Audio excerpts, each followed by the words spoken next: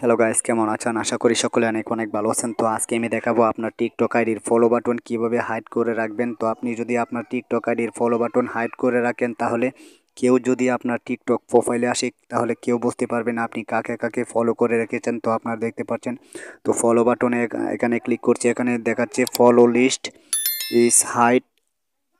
তো আপনারা এখানে দেখতে পাচ্ছেন পলিসি সেটিংস।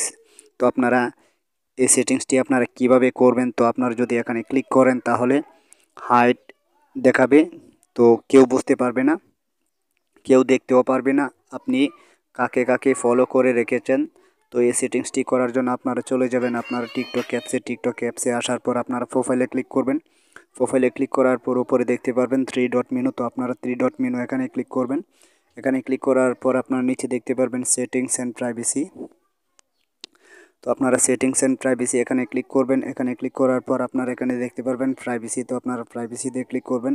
তো আমি প্রাইভেসি এখানে ক্লিক করছি। প্রাইভেসি এখানে ক্লিক করার পর আপনারা এখানে দেখতে পাচ্ছেন ফলোয়িং লিস্ট। তো আপনারা ফলোয়িং লিস্ট আপনারা এখানে ক্লিক করবেন। এখানে ক্লিক করার পর আপনারা এখানে দেখতে পাচ্ছেন এভরিওয়ান সিলেক্ট করা থাকে অ্যাভেলেবেল সবার।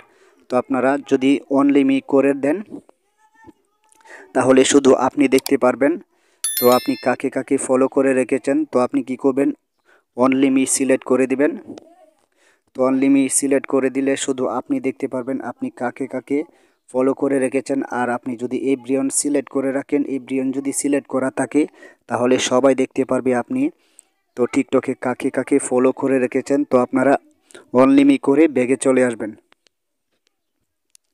তো এই হলো আজকের ভিডিও। তো বন্ধুরা, ভিডিওটি দেখে যদি আপনাদের কাছে ভালো লাগে অবশ্যই লাইক করবেন, কমেন্ট করে জানাবেন ভিডিওটি কেমন হলো। যারা এখনও পর্যন্ত আমাদের চ্যানেলটিকে সাবস্ক্রাইব করেনি, অবশ্যই সাবস্ক্রাইব করে পাশে থাকা বেল বাটনটি অন করে দেবেন প্লিজ।